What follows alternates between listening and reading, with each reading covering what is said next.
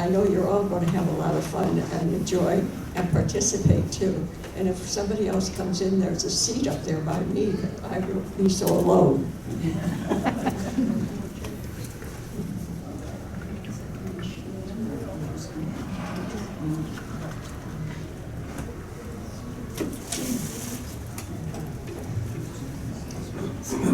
Well, good day, everybody.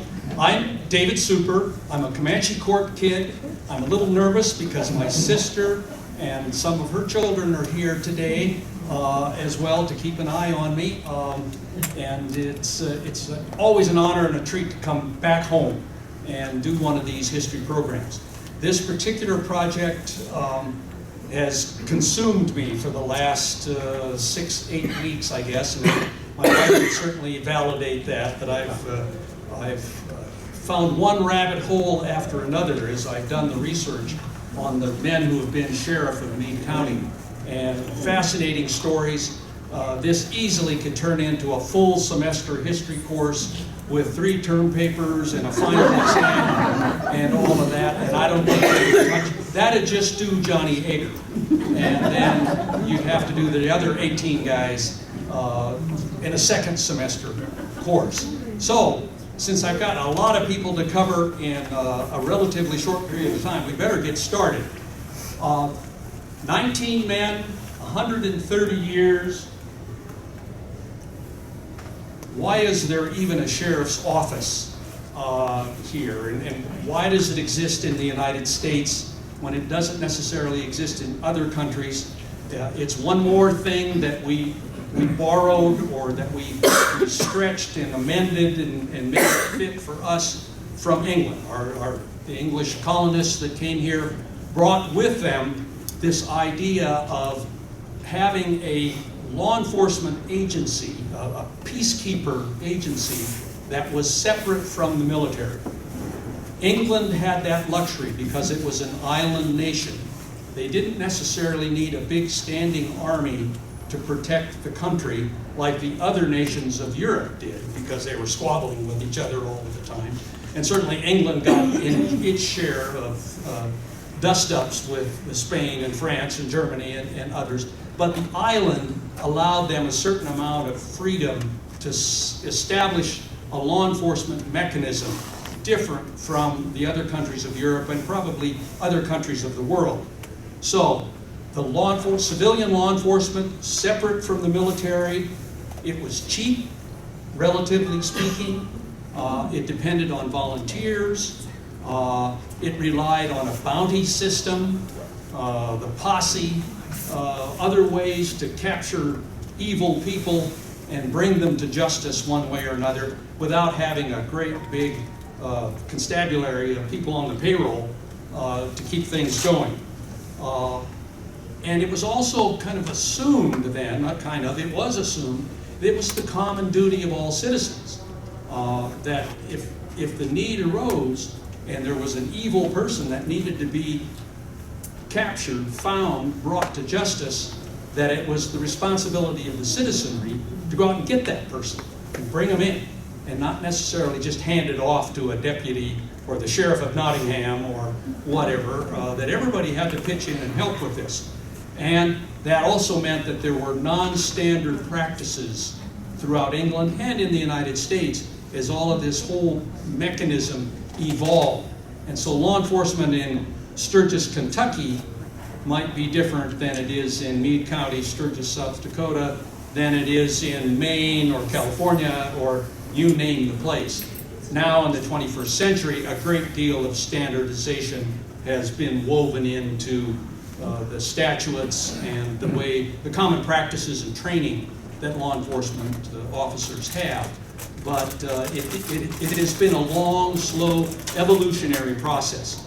Something doesn't work, we'll fix it. They fix it, that works for a few years, and then something else happens, and you have to fix it again. And so that's part of what has taken place here in our nation and in the county.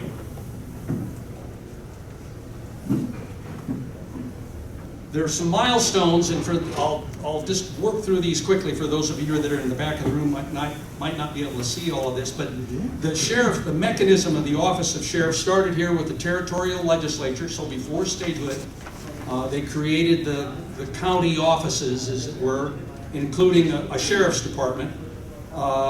Then the legislature would authorize various things: a city police department.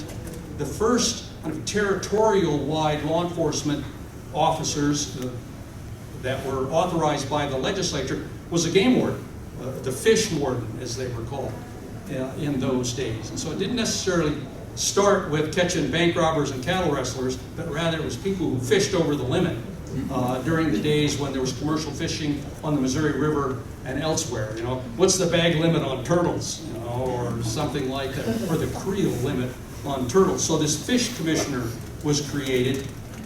The railroad police were very important in the early days, and I think it's something that probably still exists today. We just never hear about it. But the railroads had their own law enforcement teams, and they were deputized or authorized by the territorial legislature to have the force of law on railroad property or on a moving train. And eventually it evolved to that a railroad policeman had the same authority as a sheriff. So that was, you know, to keep order with the hobos, keep people from stealing train rides, robbing the bullion, you know, the mail car, whatever. So the trains had their own law enforcement mechanism.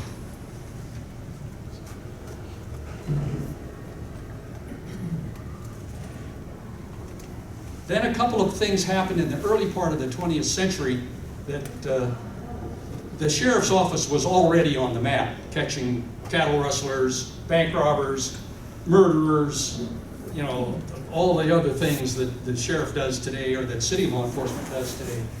But Prohibition came to South Dakota. First, ahead of the federal legislation, in 1917 there was an election. Actually, the election was in 1916, but it created statewide bone-dry prohibition in South Dakota. The WCTU, I said that acronym properly, the Hatchet Ladies, and others. There had been other experimentation with different kinds of prohibition. No whiskey, but you can have beer. You know, no whiskey on Tuesday, but you can have it on Thursday. All these tinkering things to try to diminish the demand and the consumption of alcohol in the state. None of them were very effective. And so along comes the vote for bone-dry prohibition. 1917, the spigots are shut off. Then nationally comes prohibition in 1919, and a whole mechanism of law enforcement from the federal level, at the state level, and the local level was tasked with catching moonshiners. Our grandpa, for the Crolls that are in the back of the room, Grandpa Victor was a moonshiner in Minnesota. And so the family legend goes, and there were lots of children in that family, 15 altogether, that he was convicted in county court of making moonshine. And the judge, when it was time to pronounce the sentence, suspended his sentence. These were penny-pinching Minnesotans, of course, because if Victor would go to jail, then that meant the county would have to take care of his 15 children. And so he was scolded from the bench, so the family legend goes. And in the 1970s, I had an opportunity to visit the farm in north central Minnesota. And the farm owner, I drove up the lane, I introduced myself. He says, "Oh, you want to look at the chicken coop where old Victor cooked his moon." And that's Minnesota. In South Dakota, it was the same deal. I mean, you could duplicate that. There's a really well-written book about prohibition in South Dakota that goes town by town, county by county, into all the big raids and all the other skullduggery that went on during Prohibition. And the sheriff had a big slice of that from a responsibility standpoint, because a good bit of the moonshining that was made was done on rural property, so outside of city limits. Small-time people that had a kettle and were making a pint or whatever, or a little beer in the basement, or wine, or whatever, to some big-time operations, particularly East River, that were set up in barns. They were commercial gallons and gallons of liquor, and the investment that it took to make all that happen, and this happened late in the Prohibition period, was they knew that the federal law was going to collapse. That amendment, the Volstead Act and all that, just was silly. It just wasn't working. And so these moonshiners that wanted to be ready to go when whiskey became legal again wanted an industrial-sized operation on their farm so they could be first in the business. What's our state legislature doing right now? With marijuana. And who wants to, or hemp, who wants to be first in the business? You know, some farmer out there is thinking, what head do I get for my combine to do this with? And if I invest in it now, can I get ahead of the market? Well, the moonshiners were doing the same thing, is just trying to get ahead of the market. And the sheriffs were involved in all of that one way or another. Then the political winds changed in the 1930s. To make all this happen, there was an office called the State Sheriff that was created. And that was largely to handle the legal cases that popped up from Prohibition on a statewide level, and to give assistance to the counties when it was requested. And so the Office of State Sheriff got created. Bruce Barnes, I remember Mr. Barnes, the man who was the janitor of the Grunwald Auditorium when it was new. Bruce Barnes was not just that senior citizen with a mop and a bucket. He was the state sheriff. He was sheriff of Meade County, and we'll talk about him a little bit later on. He was a heck of a lawman in his day. And so this Office of State Sheriff, and the men who served as state sheriff, there were 4 of them, came from different parts of the state, and they largely focused their efforts on chasing after moonshiners and bootleggers. There are 2 terms. Moonshiners made whiskey, bootleggers were the wholesale retail people. So when you hear those terms, they're not necessarily interchangeable. And Mr. Barnes had a role to play in all of that, and when Prohibition ended, he wasn't state sheriff anymore, but he hoped that he could get reappointed to be the state sheriff, and they were going to focus on cattle rustling. He was a West River guy. He'd had success as a county sheriff chasing after rustlers, and figured that this will happen. Well, it didn't. The Office of State Sheriff was dissolved, and that money rolled into what eventually became today's Bureau of Criminal Investigation, or whatever it's called at the state level, to be the state police, as it were. And the Highway Patrol became an extension that flowed out of the state sheriff's office as well. And a good bit of this was done with public voting. The constitutional amendment that created Prohibition took a vote of the people. Likewise, to repeal that amendment, that took a vote of the people, state legislatures and the like. No small amount of debate, quibbling, differences of opinion between the wets and the dries in the early part of the 20th century as all that went along.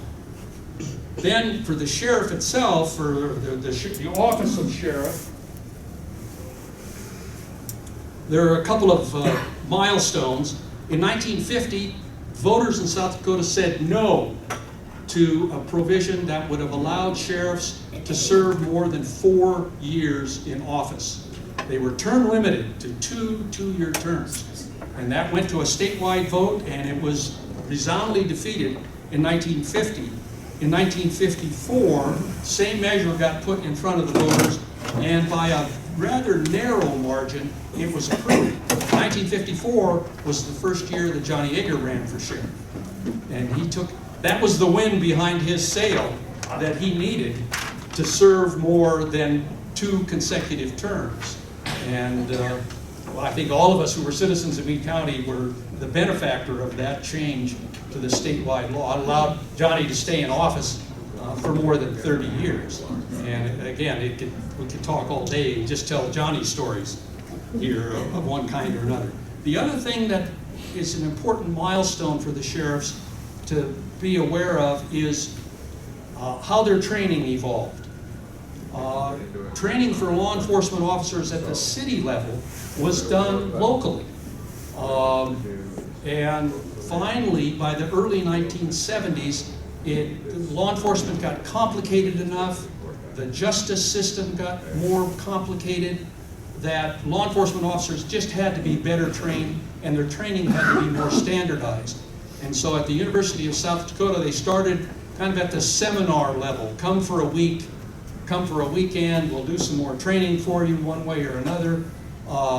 And bit by bit, dollar by dollar, powerful politician by powerful politician, that got evolved into what you see today with the Law Enforcement Academy that's in Pierre, and the requirement that every law enforcement officer have they meet these minimum benchmarks for certification in order to do their jobs.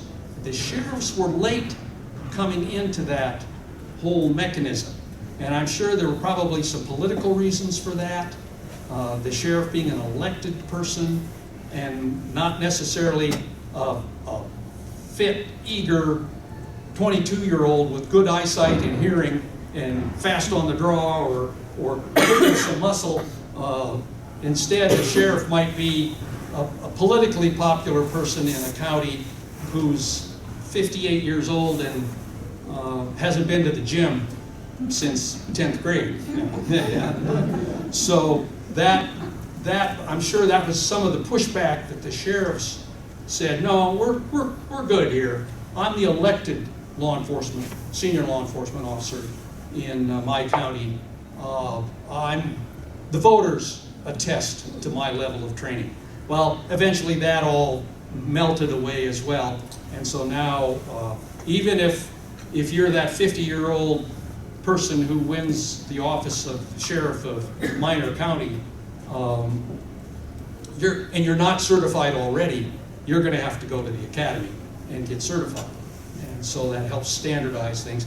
And I'm sure it helps as much as anything in the courtroom when the defendant and the prosecutor are fighting it out. And poorly executed law enforcement procedures kills an otherwise open and shut case. And because a poorly trained law enforcement officer did something wrong. And so that's another emphasis or another reason for doing that. And so now everybody's trained. And the training doesn't stop just with going and getting that one diploma or certificate. There's required mandatory training throughout a law enforcement officer's career. Not necessarily done at the academy in Pierre, but there's all kinds of seminars and training events and other things that are continuous with law enforcement. So, everybody knows this. This is one of the easy questions on the test. Meade County, how big it is, 30,000 people. You know, we wonder why I-90 is so busy. Well, 30,000 people live in Meade County. And more than 10,000 of them live along the Piedmont Valley, between here and Rapid City. So we're a busy place. When I talked to Sheriff Merwin about a month or so ago now about this program, he spoke at length about how complicated life has become, or the job has become for he and his deputies, with really being a community law enforcement agency and less of a catching cattle rustler sheriff's office. They're really the city police for Piedmont and Union Center and Faith, although Faith does have its own city police department, as does Somerset, and of course Sturgis. So those are three communities, city-level law enforcement agencies, and then all the rest of the county gets along with the sheriff's deputies. When I was probably a teenager, young adult here in town, I heard, and I've tried to validate this, and maybe it's just in my head, but in order to be elected sheriff of Meade County, it's 100 miles from Sturgis to Fayette. And in those days, the sheriff supplied his own car and then just turned in mileage to the county commissioners and would get reimbursed for that. And there was this notion, myth, legend, whatever, that to be sheriff of Meade County, you had to be able to drive from Sturgis to Fayette in an hour. Or you couldn't get elected or re-elected. So you had to have a good enough car and be a skilled enough driver to make that 100-mile trip to Fayette in order to serve your constituents that are 100 miles away. And I asked Sheriff Merwin about that, and he said, well, we have a city police department in Fayette now, so we don't have to go quite so fast. And apparently there is a recently retired deputy who lives in the Union Center area, who's like a police reservist, or a sheriff's deputy reservist, who can be called into action on short notice if they need something done in less than an hour. And I don't know, it might take an hour to drive from Union Center to Fayette, and in weather like we had yesterday or the day before, maybe a week isn't enough time.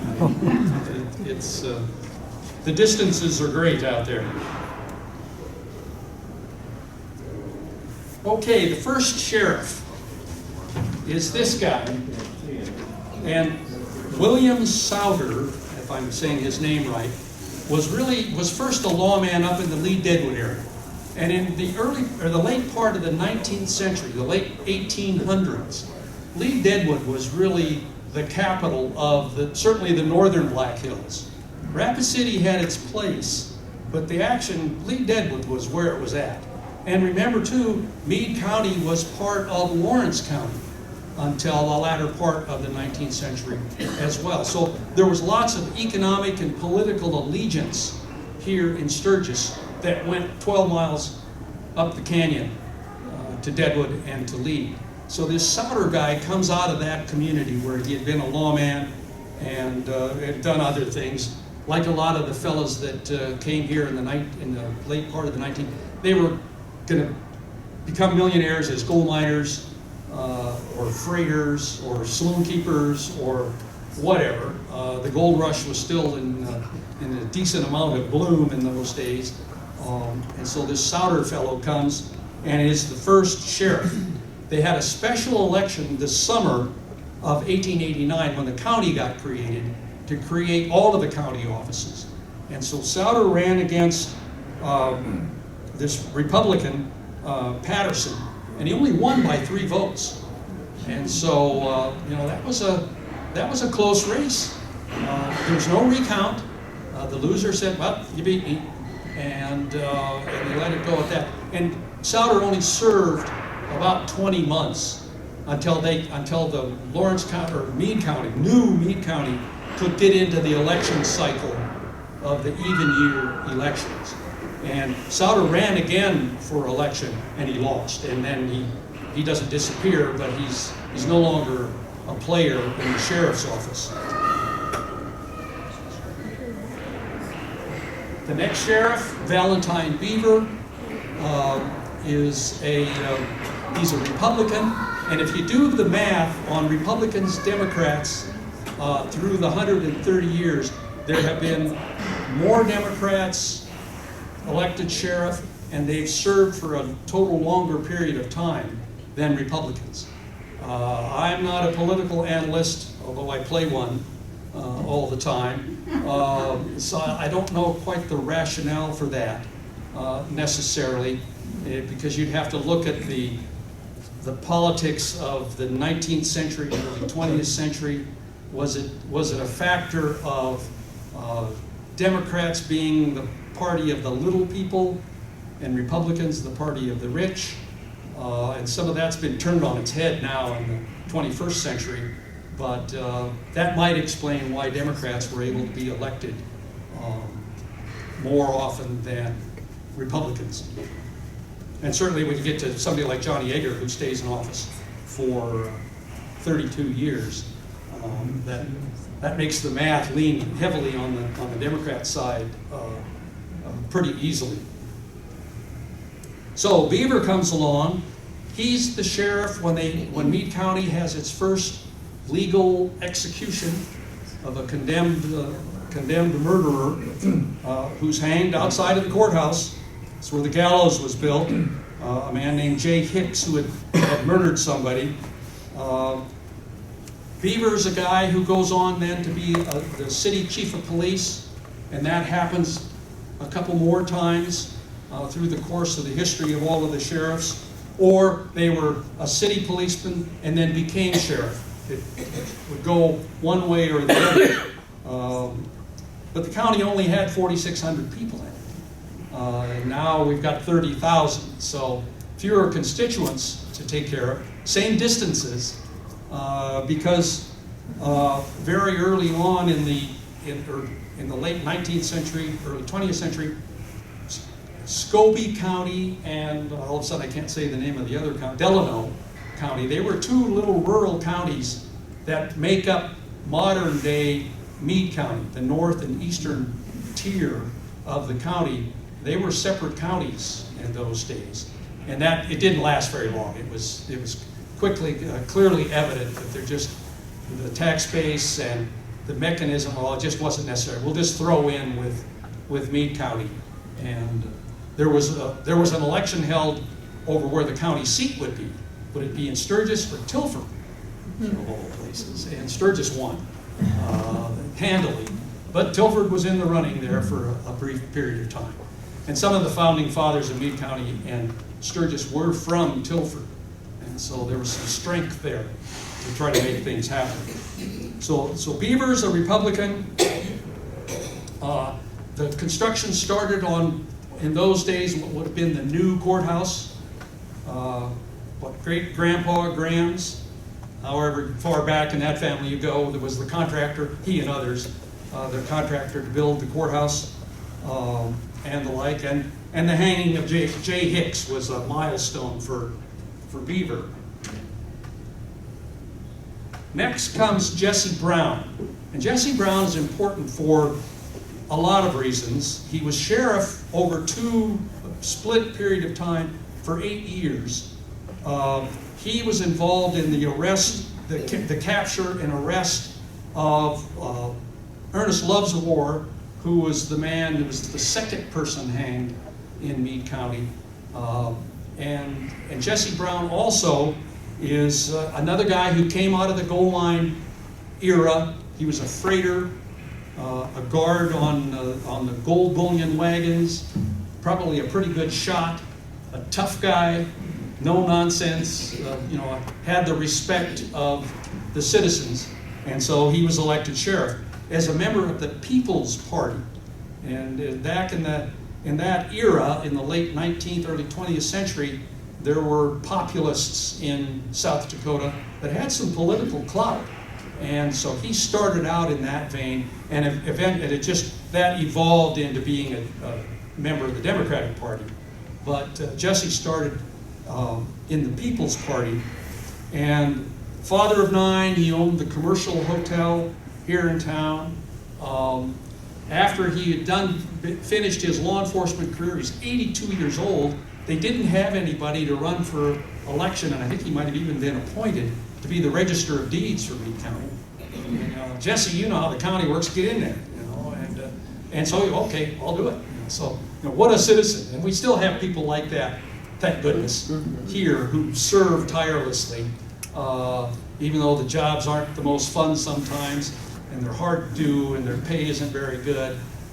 They step up and carry more than their share of the load. And Jesse was one of those kinds of fellows. The other thing that he did that's important for his history is he buddied up with a guy named A.M. Willard. And regrettably, the picture isn't very distinct. Jesse's on the left with the mustache. A.M. Willard is the guy on the right with the mustache. And I'm telling you, No, the current, who's the cowboy movie star guy with the deep voice and the soup strainer mustache? Sam Elliott. My Sam. Yeah, my Sam. Yeah. These guys had Sam, by about this much. But he and Willard got together in the 1920s, and they wrote a history book. It's about this thick. There are copies available in the library, and it's their recollections of pioneer life, largely in the northern hills.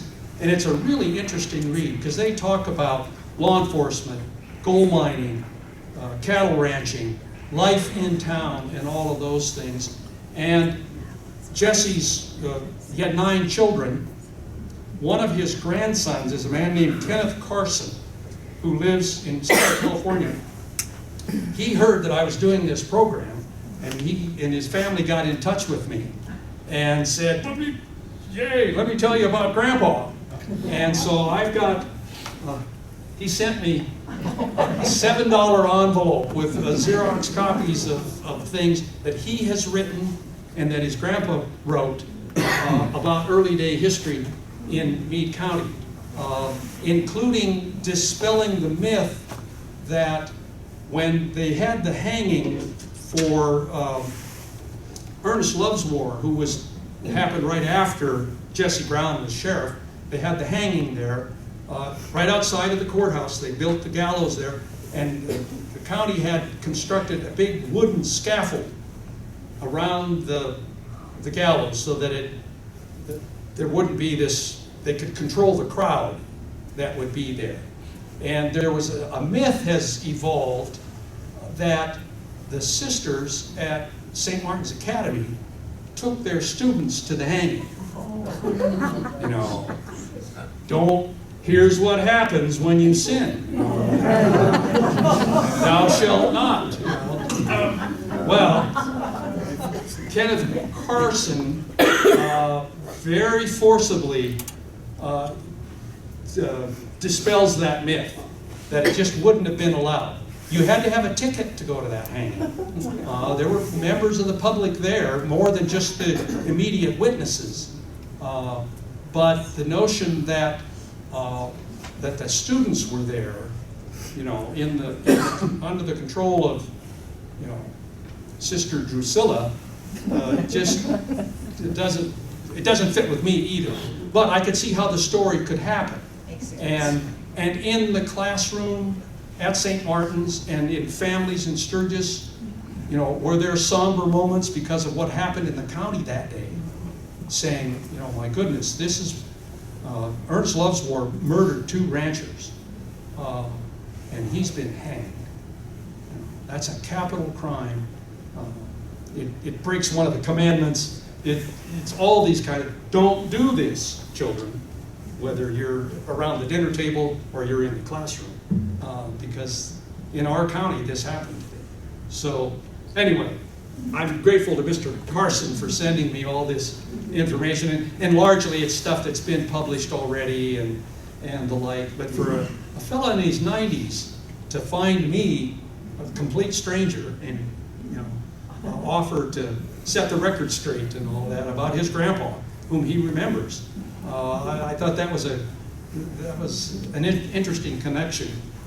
I had another contemporary, almost a guy a little bit older than me, contact me a few days ago with a Johnny Yeager story that has a moral lesson to it, not as grim as a hanging, but nonetheless it's evidence of how the sheriff plays a role in our lives, in our behavior and demeanor and what have you. So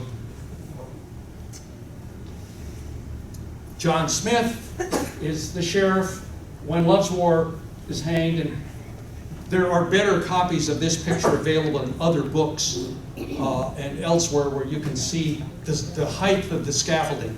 And the roof peaks of St. Martin's are visible there in the back, and so those students would have had to have been on the roof or in the attic peeking out the window. So it just, again, further evidence that that probably didn't happen, although it makes for a heck of a good story. And so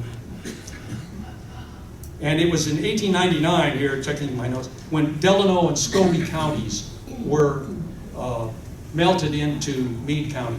There was a subsequent move by East County residents, the ranch communities and the small communities, to create another county that would have, I think, essentially been Delano and Scobie put together, and they were going to call it Owl County, and that failed as well. But it was a political issue I think right after World War I when it was discussed, and I think probably the sensible people got to looking at that, and we got to build a courthouse, and we got to put all these other people on the payroll, and we're having a tough time paying our taxes to Sturgis, even though we don't like it because it's so far away, and we live out in White Owl or Plainview, and the people in Sturgis don't know our story, kind of thing. And so just the reality of all of that unfolds in county politics and the like.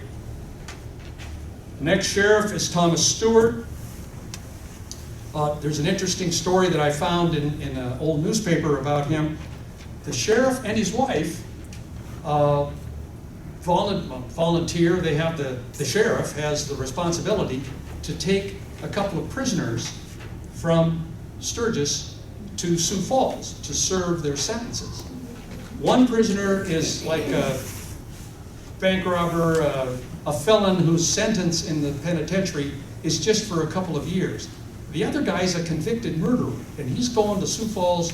His address isn't going to change once he gets to Sioux Falls. He's sentenced to life. And so they're on the train. They're somewhere rolling across the prairies of South Dakota, and the train slows down. And these men, they're in the car with the sheriff and his wife, and the sheriff is reading a newspaper, and so his eyes are off of the prisoners.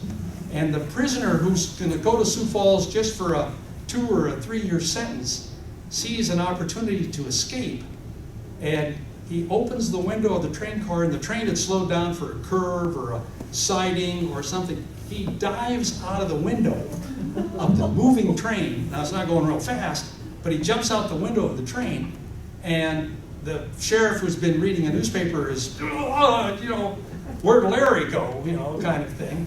And they pull the emergency brake, they stop the train, they bunch of commotion on the train, get some people out, they're looking in the ditch alongside the railroad track, and they find the guy, and he's dusting himself off, thinking, where's my girlfriend with the horse, that's supposed to meet me here, and well, that doesn't happen.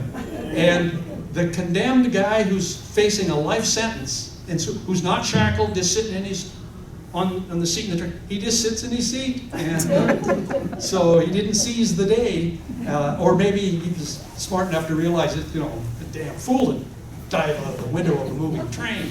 But anyway, so Thomas Stewart goes down in history as the duty sheriff when that happened. There also was a fracas out at a dance in White Owl that ended up in the shooting death of a troublemaker at the dance who was armed and confronted a rancher after somebody's daughter didn't dance with him or whatever. There was an argument in the dance hall. Whoever heard of that in rural Meade County after a little whiskey and a night of dancing. The hooligan at the dance hall, who's armed and known to be a troublemaker, the dance concludes, he leaves the dance hall, goes over to the ranch where he's going to settle the argument or whatever it is, and a rancher's been alerted and is there, and he's armed with a double-barrel shotgun. And the hooligan received the benefit of the shotgun blast, and he didn't cause any more trouble in Meade County. And a coroner's inquest was held and all that, and it's ruled a justifiable, got rid of that guy, kind of frontier justice back when he was sheriff. Next up is Joseph Collins, a resident of Marcus, and a number of political candidates come out of the Marcus country, including some sheriffs and others. I don't know much about rural Meade County or Marcus, except that Highway 34 missed it when the highway got built, and that may have diminished Marcus's place in the sun. And why is Union Center what it is today, and Marcus is just a post office, if it's even that anymore? Hasn't been a post office for years. And not even that. But it had one heck of a good baseball team. And even as a teenager growing up in Sturgis, I can remember hearing people talk about the Marcus baseball team and how good they were and how contentious those baseball games were out in the country. And that was the only, pun intended, the only game in town, the only game in the county. So baseball was important in that era. But Joe Collins is a Democrat. He's the sheriff. And he and Robert Cruikshank, another old county name, and some other men are investigating a missing person, I believe it is. And they're somewhere on foot between here and Fort Meade, and they come upon a well that's been dug. And they can't see into the well, and they're thinking, well, maybe there's somebody in there. And so somebody comes up with the idea of getting a piece of paper, and they lit the piece of paper on fire, and they let it go down into the well. And when it got into the lower depth of the well, why, there was this big poof of fire. And the fire is extinguished. They're looking over the edge. They can't see anything in the well. Well, let's get a lantern. So they got a kerosene lantern with a much steadier flame and a rope.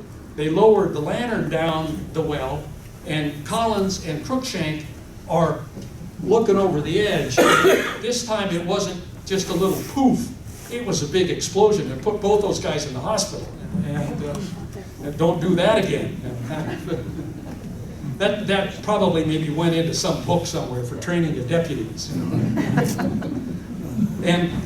But of course, he was sheriff from 1911 to 1914. You didn't have a 6-battery mag light on your belt that you could turn on and shine down in the, or your cell phone flashlight or whatever. Well, you needed a light, you got a lantern. So that's Joe Collins' place in history.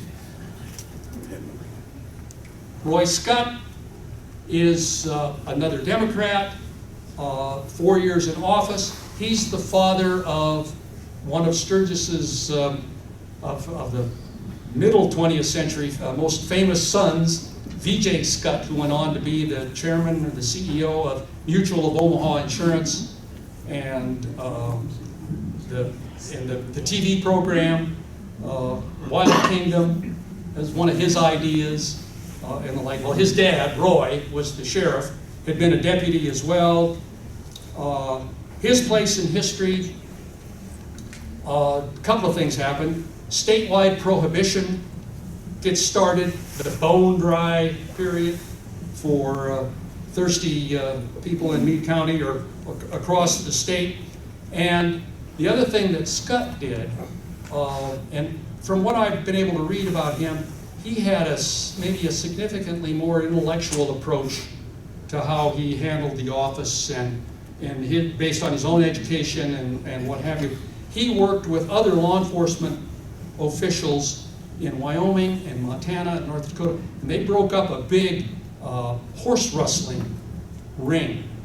They were stealing horses in those days there were still some open range for horses, and so they were rustling these free horses, selling them to the Army for $100, hundreds of dollars a head. And this ring was this tight cabal of mischief makers or opportunists that were stealing horses, selling them to the Army, and making some easy cash money. Although maybe stealing a horse isn't such an easy thing to do, but nonetheless, Scott and others broke up that ring, and they went to trial. And if you read the newspaper accounts of it, there were prominent families, the sons of prominent ranch families in Montana and South Dakota and Wyoming, that were involved in this. And Scott and others are credited with breaking that and bringing those people to justice, even though there was probably a lot of political pressure to just, the boys, we'll just tell them to stop stealing horses.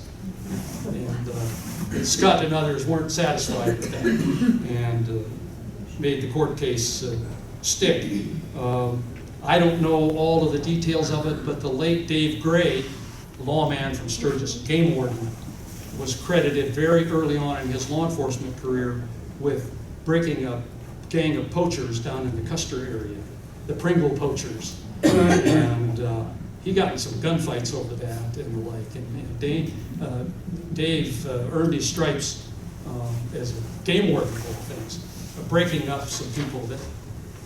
Just, if he's from Marcus, did he stay in Marcus when he served as sheriff, or did they come? No, they would come here. The sheriffs would come here. There was an apartment in the courthouse for either the sheriff or the deputy, chief deputy, to live in, and the like. Yeah, the duty station was here.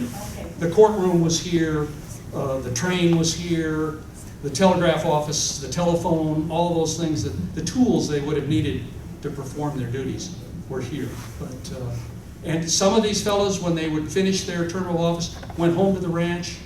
Others didn't. There's a real mixture, and it's really hard to parse that out from newspaper accounts anyway.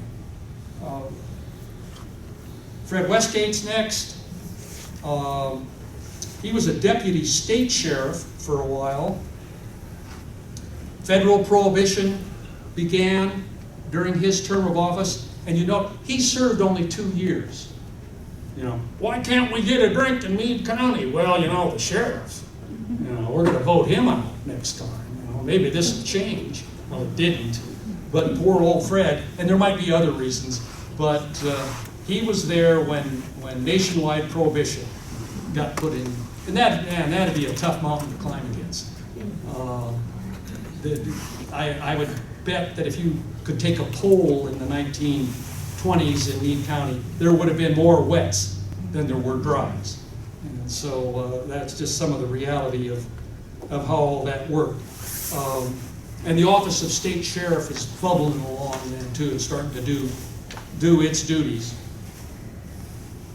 Next up is John Emerson. Emerson's a guy who serves 4 years, has a break, a rather long break, and then serves as sheriff a second time.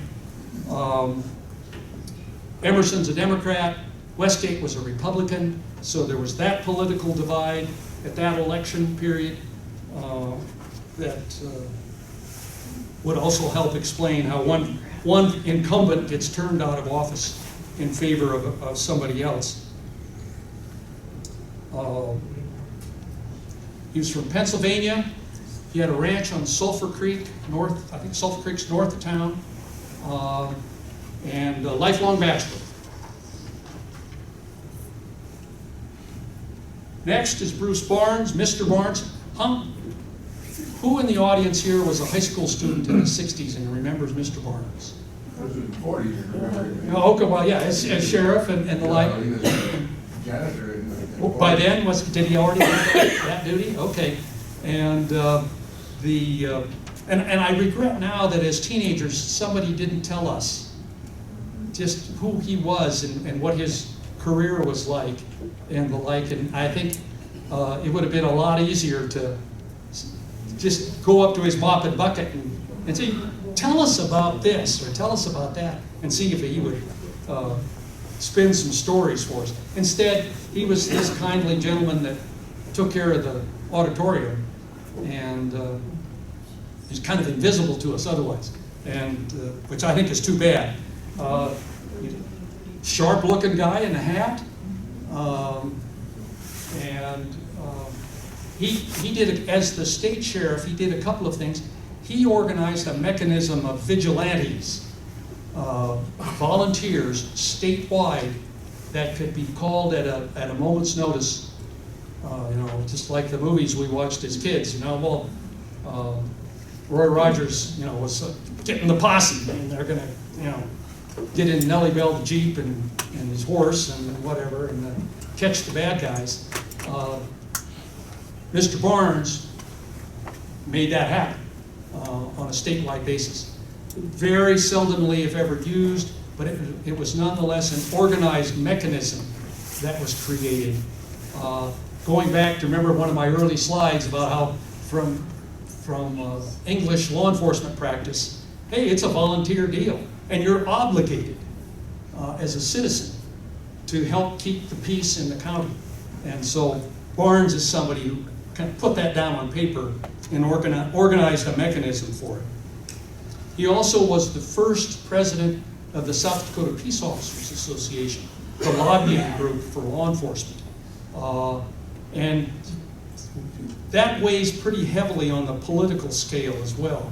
For a fellow to be that well known statewide and have the political and organizational horsepower to put together an organization headquartered in Pierre that would look out for the interests, the professional interests of law enforcement officers at the city and county level. And so he was their first president. Next comes William Moore, and this is the proper spelling of his last name. If you go on the county's website, I can't remember anymore how his name is spelled, but this is in everything that I read, and I've cross-referenced this in several different directions. His last name is spelled M-O-H-R. He was a 4-year sheriff. He was sheriff when Grasshopper Jim came unhinged one day and was armed with a shotgun and threatened some people. And Grasshopper Jim was by then an old man, and he shouldn't have been carrying a shotgun. And Sheriff Moore and his posse got everything calmed down. And that news story then tells more details about what happened to old Grasshopper Jim. And it was kind of a, now, Jim, don't do this anymore, sort of a deal.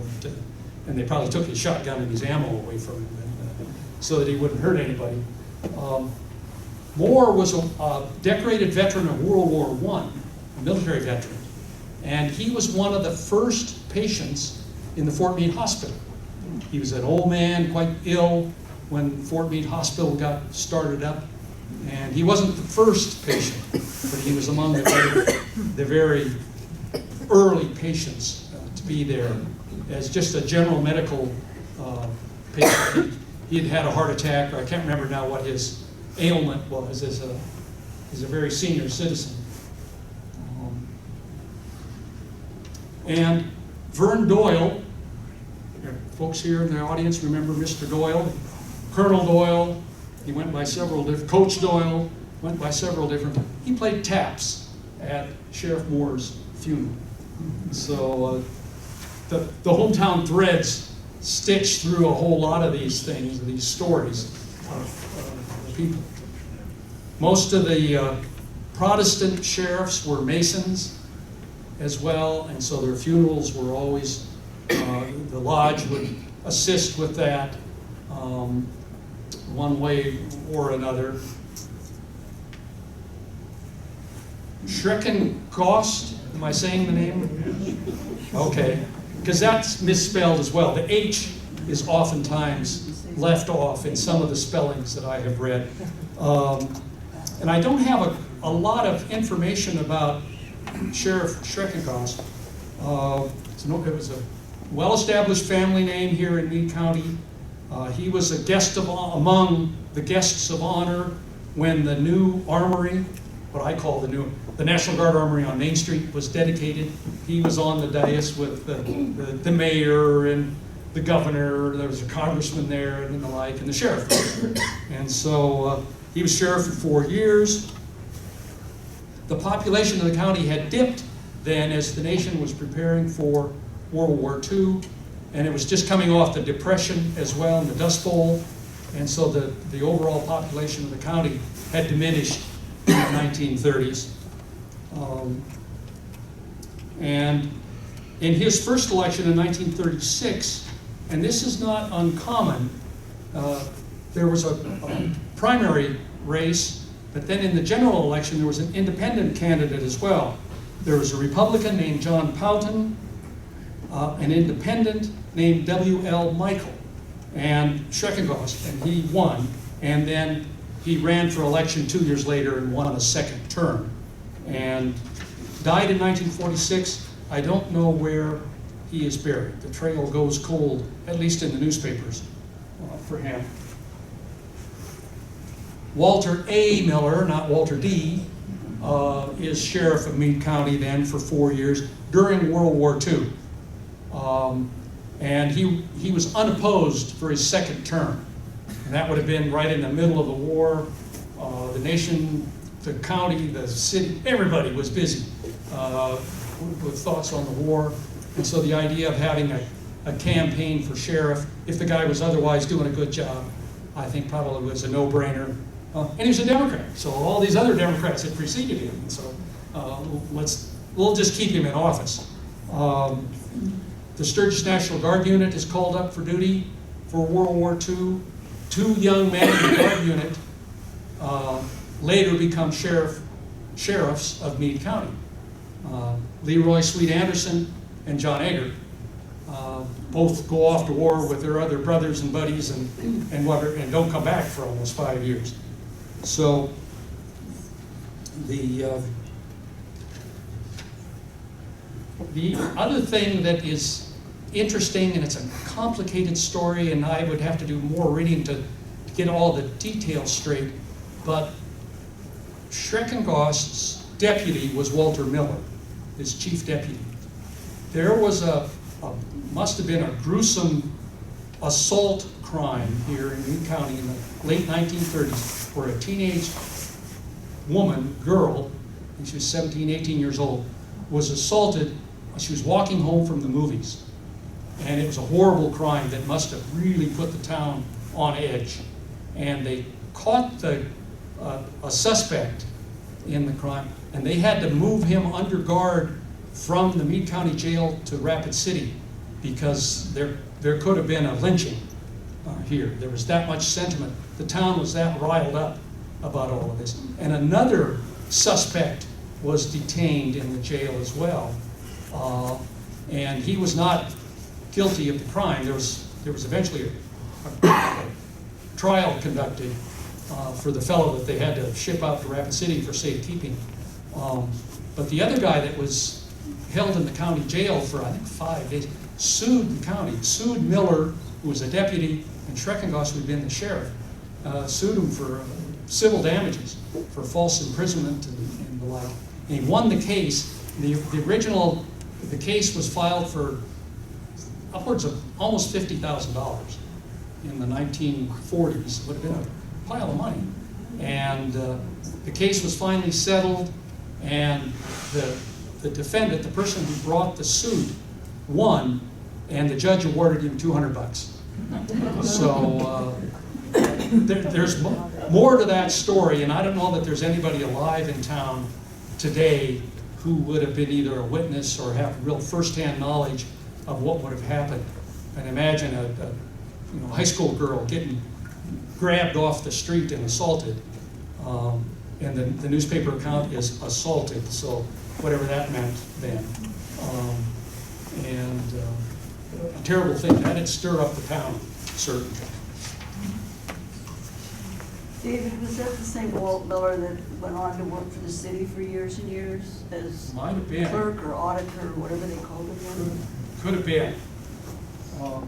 Next is Bobby Donaldson's grandpa, is the sheriff for 2 years, and he is C.L. Donaldson. Teacher Bob Donaldson's dad was L.C., I think, and they both men went by their initials. But Sheriff Donaldson also was known by the nickname of Ted, and that was his popular name on the street, was Sheriff Ted. A Democrat. His son, who became the banker here, was a Republican. Kelly Donaldson. Didn't vote for his dad because Kelly was a Republican and Grandpa was a Democrat. So those lines are pretty bright sometimes, you know, the political differences. And I've just thrown in here for an illustration, the Faith Municipal Building, just as a reminder that the sheriff of Meade County has all these acres, all these miles, all these citizens to take care of in huge distances. And I would imagine for the sheriff, an astute, capable sheriff has to have a good bit of that in his head as well. The political map, the geographic map, the weather map, the livestock map, the rivers and streams map, all of that has got to be in their brain when they're out making a call somewhere in Marcus or Union Center or Red Owl. Now, who's married to, oh, they got divorced? No, oh, yeah, we never did catch the rustlers of that guy's cattle. And then you're rolling up to the ranch and you've got to go up and meet Sheriff Jones, who's got a complaint about a lost horse or a barking dog or something. And so I admire a successful sheriff or any law enforcement officer, but particularly in a place like Meade County, where the distances and the geography and the people are so widespread, to have that all in your head and not hurt yourself or hurt somebody else. And oh, by the way, get elected the next time that you're up for office. Leroy Sweet Anderson comes home from World War II. He's been a prisoner of war. He didn't stay with the Sturgis Guard unit. He volunteered for duty with a commando outfit of some kind or another. British commandos. And British commandos. Yeah, it was a British unit. Comes home from the war after having been a prisoner of war and the like. Runs for sheriff. Serves for 2 terms. The little middle bullet there was a newspaper account in the Rapid City Journal in 1950 where Tacky Goff and Maynard Newcomb were brothers-in-law and neighbors. And I apologize in advance, and please let me get back to Rapid City safely tonight if I step on somebody's family toes here. But these guys were neighbors and they were brothers-in-law as well. And there must have been a long-standing hassle over a fence line. Your bull got in with my cows. Who knows what the arguments were. But Goff is armed one day, and they're out on the ranch working. Both families are out there independent of each other. Goff comes on a horse over to confront Newcomb. I'm sure words were exchanged of one kind or another, and then some shots were fired. Now, maybe I don't know if you want to call it a mistake or good fortune, Newcomb was armed with a .32 caliber automatic. Not much of a handgun. I don't know anything about guns, but the people who do, I told them this story, said, oh, a .32? Well, nonetheless, Goff managed to shoot Newcomb 4 times. Twice in the chest, once in the wrist, once in the thigh. He shoots Newcomb's horse 3 times with the same weapon. And Newcomb, wounded, of course, and his horse is wounded, and who knows, and he's apparently not armed. He can't return fire, or doesn't want to. So he rides for home, and his horse dies along the way. Now, a .32 caliber slug is this little bit of lead, but nonetheless, it injured the horse. And if horses could talk, can you imagine? Here's Newcomb bleeding. Come on, get me home. I got to get to my car or whatever. And the horse is saying, geez, this hurts. Can you slow down a minute? Get off and walk. I can't go much further. Well, the poor horse died. And we'll never know what the horse was thinking. But anyway, they get to town, or they get to the Newcomb's ranch. They go to the hospital. And Newcomb survives this wounding. Tacky Goff and his wife, who feel that they've been done wrong by Newcomb, the neighbor, get in their car, go to Phillip, to file a complaint with the county sheriff there and buy groceries. And while they're in Phillip buying groceries and going to the courthouse or trying to find the sheriff or a deputy to swear out a complaint against Newcomb, meanwhile, this is 1950, so the telephone exists and other means of communication. So word gets back to the courthouse here at Sturgis as to what happened. They notify the highway patrol, and a highway patrolman goes to Phillip and arrests Newcomb. And I didn't have the time to research what happened next, but there were some guns. Did they arrest Newcomb? Or pardon me, Goff. Goff is arrested, and you know, and the gun smoke clears, and I'm sure that action shifted to the courtroom. Yes, Could I embellish a little bit on this man here? sure. About 4 or 5 minutes. He was a child of the Depression.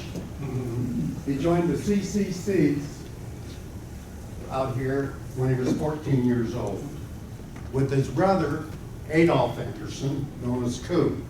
Coob was the county commissioner here for a long time. Swade joined the British Commandos out of the 109th Engineers. Goes to Scotland, trains for a year. Goes to Africa, and with several people, destroys airports, German airports. That's his missions. He gets captured because he runs out of ammunition. And while he's in Africa, he writes to his mother and says, "When's my brother, Adolph Coob Anderson, going to join the war?" Coob made 3 landings, one in D-Day as a glider pilot, trained out at Spearfish, and 2 others after D-Day in Normandy as a glider pilot. So Dad never said much to Coob anymore about the war. We kidded Dad because Eisenhower got president, Joe Foss got governor, and Dad didn't do much in the war because he just got sheriff. However, he escaped twice from the German prison camps. They flew him because he was a commando from Africa to Italy, where the plane was bombed by the Allies. It took us 30 years to get him on a plane again. But then they took him to Germany, where he escaped twice. After the first escape, he was put in front of a firing squad. And a lieutenant came out and said, "We can't shoot a man for doing his duty." So they took him and put him in a concentration camp. Reverend Erskine from the Presbyterian Church got a hold of Pope Pius I. II is famous for getting the Jewish people out of Germany.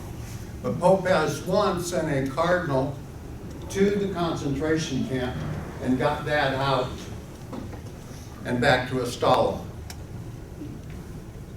He didn't try to escape again, but he had tried twice. And this was, all I knew he was a POW until I was 35 years old. And then I read this story that I just told you about the firing squad in the concentration camp out of a book that South Dakota had 600 copies of. And it's called South Dakota in World War II. Beautiful book. But Coob isn't in it, and he made 3 landings in glider pilot. And Dad's got a little bit on the bottom and a little bit on a page out of this big, beautiful book. But he came home and he was sheriff, and to embellish on your story, yes, you had to make it to faith. And Dad got a 51, I think, Oldsmobile as his first car that his brother-in-law had a ration ticket because you couldn't get cars. His brother-in-law carved on Mount Rushmore from beginning to end. That was Merle Peterson. He was a carver that honeycombed the mountain. And that's how Dad got his first car. Meade County was the 3rd largest county in the nation. That was before Alaska came in, which those numbers went way out. But he was a good man, raised 5 kids, 4 good ones and me. And I'm just proud of him. Well,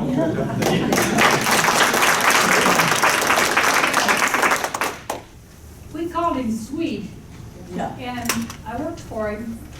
He bought as a senior in high school, pumping gas at the Stenton station. On the corner. I've filled your car many times. Yes, he was a good man.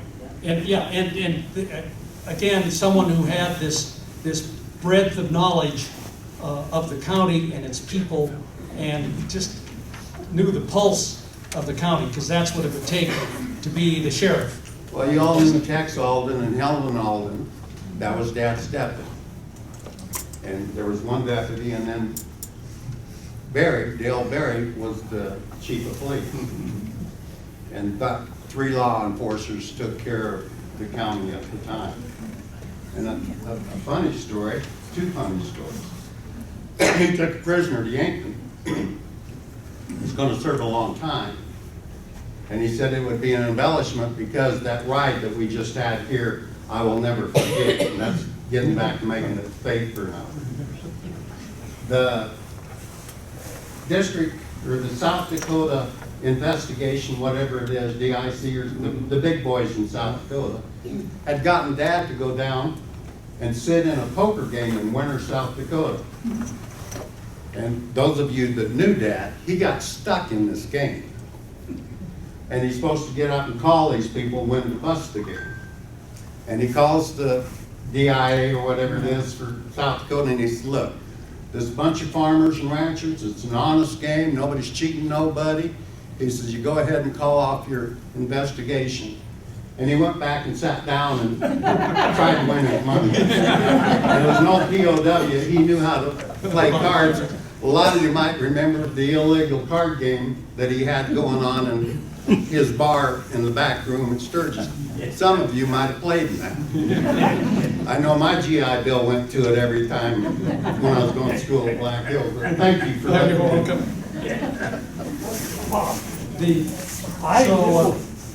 I think there's another semester's worth of Emerson stories to tell. I knew both Major Newcomb and Tacky Goff. So the story was asked at the court. They asked Tacky why he did it. He said, well, hell, he was after me with him on his horse for a bullwhip when I threatened. That was his defense. All right. Okay, I knew them both. Okay. So, and I'm running out of time here. I'm over time. We got a couple of guys to talk about. Carlaga, another, I was a young kid in Sturgis when he was chief of police and then sheriff. And that picture of him, probably in the late 20s, that's a striking photograph of a tall, lean, self-confident logger. And this, again, there are enough people alive here, or whatever, that have August stories. He's my uncle. Okay, yeah, and so we'll have to come back, I guess, maybe, and tell some more stories about that. Then there's the very well-known John Egger, and we all have the Johnny Egger stories of one kind or another. He was our neighbor on Meade Avenue for a short period of time. Jay, you were just a little kid, I think, then. You wouldn't have known who he was, but and like I heard from this Carson guy about Jesse, whoever, the early sheriff, I got an email the other day from Dr. Sam Cordes. And those of you who know Sam, class of 61 here in Sturgis. He's I think mostly retired now, agriculture professor who lives in either Illinois or Nebraska, somewhere. Anyway, Sam's a great guy, and we've become email buddies and the like. And he had to tell me his Johnny Egger story about being with another high school classmate on either the day before or day after high school graduation. They weren't quite 18 years old then, but they went to a bar in Piedmont and to have some beer, and words were exchanged, and I think it was Roger Keffler was his classmate, got bonked in the head with a beer bottle, and these teenage boys were, I'm sure, scared, angry, they'd been embarrassed, what have you, and they went out in the parking lot to have a little war council about what do we do. They called the sheriff, and Johnny comes, and the teenage boys want to file charges against this Piedmont guy for bonking him in the head with a beer bottle, and there was blood involved, and all this kind of stuff, and so Johnny goes into the bar, talks. The Sturgis boys are in the parking lot talking. Johnny comes out and says, "Well, boys, Sturgis boys, you were done wrong, but you're underage. You shouldn't have been in the bar. I can go in and we can charge this other Piedmont guy with assault, but there's going to be a trial. Your parents are going to come to the trial. Your classmates are going to be at the trial. We don't know what the jury might say at this trial. Could we just call it square tonight, and you go home, and I'll finish my discussion with the assailant in the bar, and justice was done that evening." And Sam remembers this story, and he had to get in touch with me and tell me about it. The other thing that is noteworthy about, and again, I apologize that this steps on toes of people who are still alive and the like, but there was a cattle rustling case very early in Johnny Yeager's career. And it was, at the time, it was the largest, numerically, the largest case of cattle rustling in South Dakota. News accounts are different. It's either 233 head or 237 head of cattle were rustled. Took eight cattle trucks hauled these critters from a ranch out in Meade County to the market in Sioux Falls, where they were very quickly sold.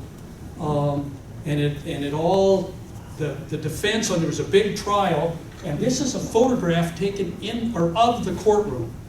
And I checked with one of my old buddies at the Rapid City Journal about how in the world did they take a picture in a courtroom. Well, the door of the courtroom was open, and the photographer was in the hallway and took some pictures. And those got published in the paper. And my reporter friend said that in the early 50s at the Rapid City Journal, they were a pushy outfit, and court cases and all of that were important news stories to cover. And they covered the dickens out of this one. And it involved Bud Flack was the rustler, and he was convicted and sentenced to prison. He appealed, he lost his appeal. As a former newspaper guy, this is the thing that caught my eye. When I saw this story, like, how in the world did they get a picture inside the courtroom? Do they know who the photographer was? Oh, probably some way or Or another. it could have been my husband. But and it very well might have been. Good for him, But, and there are. I only used one picture, but there's a picture of what must have been Flack's arraignment, his preliminary hearing, and that picture was taken inside the courtroom, and Flack's in the witness stand, and Sidney Voorhees is the justice of the peace, and he's there, just big as life. I mean, they're there, and then there's this photograph and a couple of other courtroom pictures. But it was big news when the arrest, the preliminary hearing, the trial, and the appeal. All of those in the back issues of the Rapid City Journal. You can read chapter and verse, who was on the jury. The prosecutor was Russ Molstead, and he had help from Peer, because Mr. Molstead would have been a very young lawyer then, and he had help from a senior lawyer in Peer as the prosecution, and the defense lawyers were E.V. Morrill and a lawyer named Pat Morrison from Mobridge. And they slugged it out in the courtroom. If you were guilty, you usually got Pat Morrison. He was the best defense attorney in the state. Oh, okay, well, then that explains it. Occasion me. And that must have been at some considerable expense by the Flack family to hire two lawyers, and one of them a lawyer with a success in the courtroom reputation to square that away. So anyway, that was That's just one tiny little Johnny Yeager story. Floyd Cleveland is selected sheriff next. Floyd had retired from the highway patrol. He was an aviator in addition to being a highway patrolman. He and Terry Mays, another highway patrolman, are well known amongst my peers for nurturing the myth that they used their own money to soup up their highway patrol cars to outrun all the teenagers.